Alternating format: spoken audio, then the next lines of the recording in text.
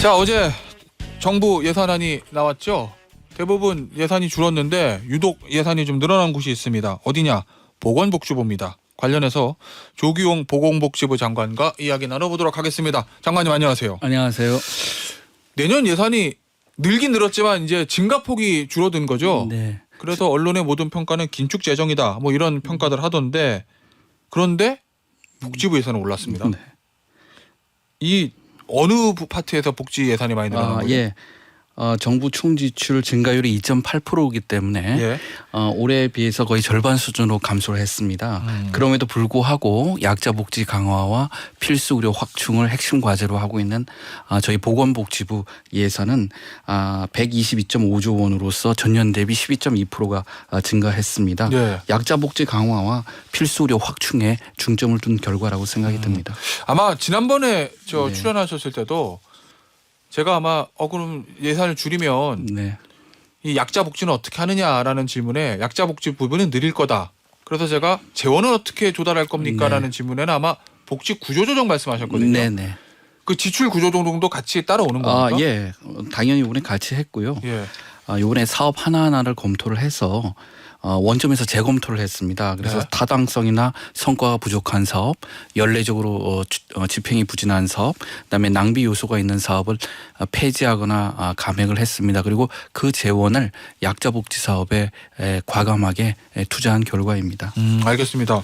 이번에 사회적 약자를 위한 어떤 지출은 늘어난 건데 네. 대표적으로 이쪽 파트에서 예산을 확 늘려서 약자들을 위한 어떤 예산이 마련됐다라고 네. 보시는 부분은 어디 있으실까요? 예, 뭐 약자 복지 확충 이번에 예산 편성에 있어서 가장 핵심적으로 추진한 과제인데요. 저번에도 말씀드렸지만 생계급여를 역대 최고 13.2% 인상했습니다. 그걸 4인 가구 기준 금액으로 말씀드리면 월 21만 3천 원이 인상이 된 건데 예. 이 인상 금액은 지난 정부 5년간 인상에 합한 것보다도 큽니다. 예. 그리고 사상 처음으로 선정 기준을 확대를 했습니다. 기존의 기준 중위소득 30% 이하에서 32% 이하로 확장을 해서 예. 이렇게 되면 한 4만여 구 가구가 신규 지원을 받게 됩니다. 그리고 또 혼자 거동하기 힘드신 중증 장애인을 국가가 책임지고 보호한다는 생각으로 네. 최중증 발달 장애인에 대해서 24시간 1:1 돌봄 시스템을 구축을 했고요. 네. 또 어르신 일자리도 역대 최대 수준으로 확대했고 그다음에 기존의 사각지대라고 불렸던 취약 청년들이 있습니다. 예, 예. 가족을 돌보는 그 가족 돌봄 청년, 네. 그다음에 고립 운둔 청년, 그다음에 자립 준비 청년에 대한 지원도 확대했고요. 또 그밖에 복지부 예산은 아니지만 다른 네. 부처에서 추진하고 있는 한부모 가정, 아하. 그다음에 다문화 가정에 대한 예. 지원도 확대했습니다. 자, 앞서 잠시 언급해 주셨는데 노인 일자리 얘기 좀 짚어볼게요. 네. 여기에 관심 갖는 분들이 좀 굉장히 많으시던데 네. 재작년에 올해 예산안 만들 때 이거 목표 일자리 개수 줄이면서 이 전 정부에서 중점적으로 추진했던 사업을 좀 축소하는 거 아니냐 뭐 이런 좀 우려도 있었는데 그게 아니라 이번에 오히려 더 늘린다는 네, 거죠. 이번에는 사상 최대 14만 7천 개를 확충을 해서 예. 노인 일자리, 어르신들을 위한 일자리를 100만 개 이상 103만 개를 확충을 했습니다. 네. 103만 개를 공급할 예정입니다.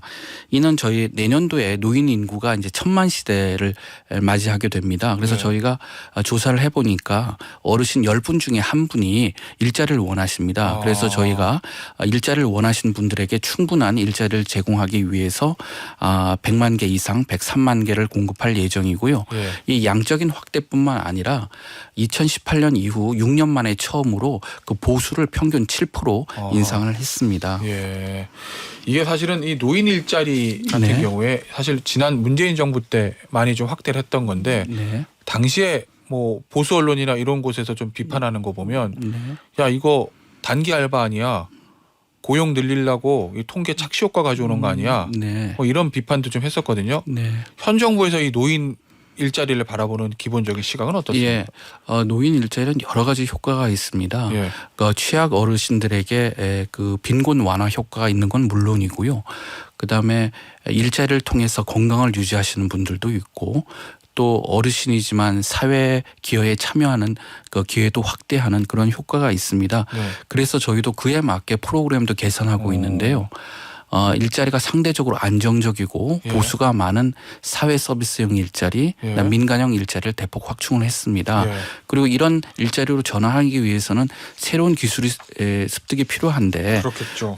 고령층 어르신들은 좀 그 새로운 기술을 습득이 어려우니까 기존의 공익형 일자리를 확대하되 예. 단순 노무보다는 환경 보호라든지 안전, 그다음에 돌봄 등 공익적 가치를 부여하는 프로그램을 만들어서 예. 만족도를 제고하고 있습니다.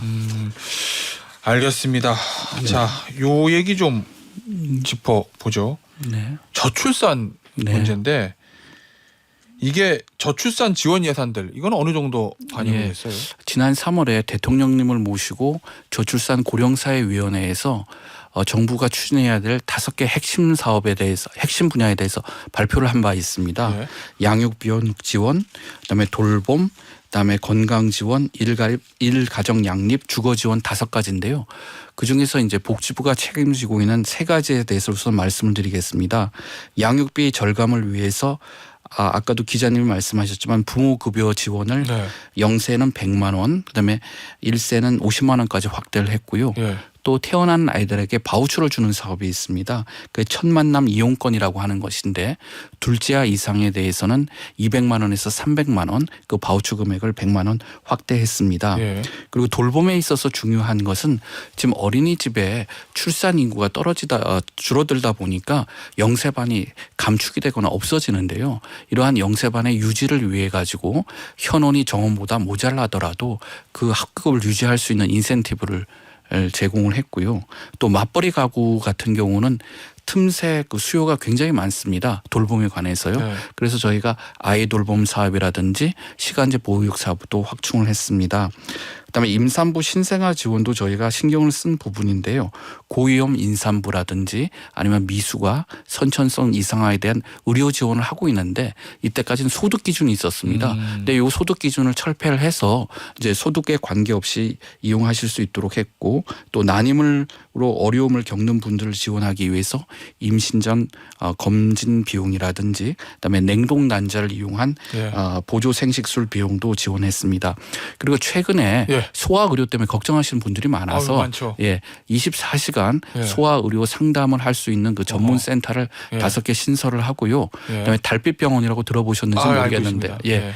그 야간과 주말에 이제 운영을 하는 그 예. 소아 전문 병원인데 여기 전국에 45개가 있습니다. 아하. 이 45군데 연 1억씩 운영비를 보조할 예. 계획입니다.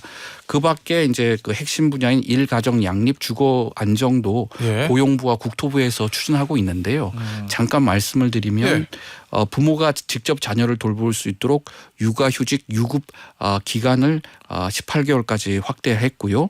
그다음에 공동휴직의 경우에는 급여 인센티브도 강화를 했습니다. 네. 또 주거 안정을 위해서는 신생아 7생 가구에 대해서는 융자 조건을 완화한다든지 예.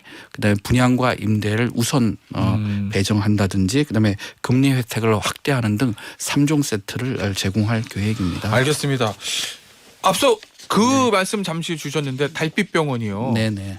이 달빛병원이 전국에 45개 있다고 네네. 말씀하셨잖아요. 네. 이게 혹시 수도권 말고 지방에도 있습니까? 예, 그럼 지방에도 물론 있습니다. 아, 그래요? 예, 제가 정확한 예. 분포에 대한 자료는 지금 갖고 있지 않은데 예. 전국에서 접근 가능한 예. 그 거리에 45개의 병원을 두고 있습니다. 아, 얼핏 보기에 45개면 조금 네. 좀 적지 않나라는 네. 생각도 좀 들어서요. 네, 저희가 운영 성과를 보면서 확대하도록 하겠습니다. 예. 알겠습니다. 자, 응급실 뺑뺑이 문제 좀 짚어볼게요. 네. 저 우리 장관님께서 출연하실 때마다 제가 네. 여쭤보는 것 같은데 네. 이거 적극적인 투자를 하겠다라고 좀 예, 예전에 예. 한번 말씀하셨었거든요. 네. 어떻습니까? 이 내년도 예산에 응급실 뺑뺑이 문제를 해결할 수 있는 예산들도 예. 좀 확보가 돼 있나요? 예, 그 응급실 문제에 대해서 관심을 가져주셔서 진짜 감사합니다. 저희가 그 응급실 대책에는 이제 크게 3가지가 있는데요. 예. 하나는 예산으로 추진해야 될 부분이 있고 네. 또 법제도 보완을 통해서 할 부분이 있고 네. 또 건보 수가 인상을 위해서 할 부분이 있는데 그렇죠. 요번에 이제 예산과 관련될 부분은 예. 그 응급 환자 이송과 관련해 가지고는 보건당국 그다음에 119 그다음에 병원 등 여러 기관이 같이 관여를 하고 있기 때문에 이 컨트롤 타워 지역별 컨트롤 타워를 구축을 했습니다. 광역 응급 의료 상황실이라고 전국에 4군데를 구축할 계획이고요. 그다음에 최종 치료 역량 강화를 위한 중증 응급 의료센터 시범 사업도 실시하겠습니다.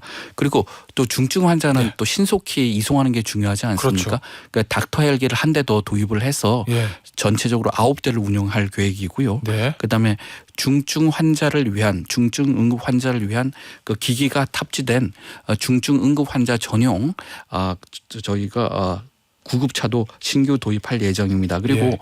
국민들께서 쉽게 이용 가능한 적정 응급실에 대한 정보를 적게 알 수 있는 어허. 앱도 개발할 계획입니다. 예. 그리고 제가 그때 말씀드렸던 경증 환자의 권역별 응급센터 진입 제한 등의 지침은 이미 개정을 예. 했고요.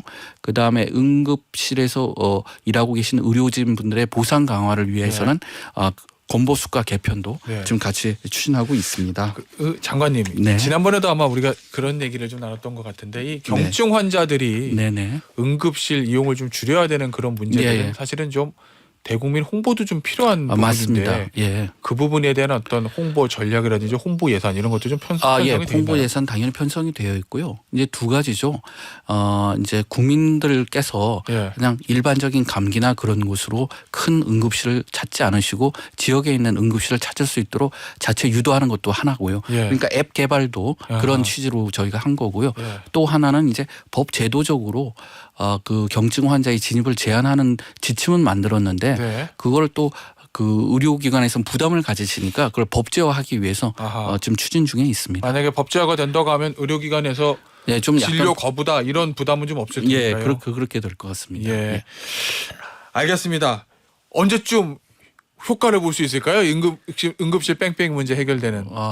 지금 뭐 피부로 느끼지 못하시는 분들도 있겠지만 예. 저희가 좀 매일 체크하기는 조금씩 나아지고 있습니다. 아하. 근데 그걸로 만족할 수는 없고요. 네. 예, 국민들께서 언제나 골든 타임 내에 치료를 받으실 수 있도록 예. 그 체계를 구축하겠습니다. 알겠습니다. 자, 현안을 몇 가지 더 좀 짚어보죠. 네, 이 최근에 문제시되고 있는 게 이상동기 범죄. 네 뭐 맞습니다. 그러니까 뭐 쉽게 묻지마 범죄라고도 네. 얘기를 하는데 그 중에서 일부가 이 중증 정신질환을 제대로 치료받지 않은 사람들이 가해자가 되는 경우가 좀 있다라는 예, 맞습니다. 어떤 분석 결과가 좀 있지 않습니까? 자, 그래서 우리나라 이 정신질환자 치료하고 입원시키는 이 시스템에 좀 문제가 있다는 좀 지적도 있는 것 같은데 그래서 보건복지부 쪽에서 사법 입원제라는 거 예. 이거 지금 도입을 검토하고 있다 이런 보도가 있었습니다. 맞습니다. 이번 제도 개편만으로 그 정신질환자의 이상 동기 범죄를 충분히 예방할 수는 없지만 예. 현행 입원 제도의 좀 실효성이 낮기 때문에 개편을 검토할 필요성은 있습니다. 지금 잠깐 말씀드리면 네. 정신질환자의 입원 중에서 비자의 입원이라는 게 있습니다. 네. 그게 한 35%를 차지하고 있는데 지금 현재는 보호자에 의한 입원과 지자체 장애에 의한 행정 입원 두 가지가 있습니다. 예. 근데 보호자에 의한 입원은 보호자에게 정신적, 신체적, 경제적인 부담을 너무 과하게 드리고요.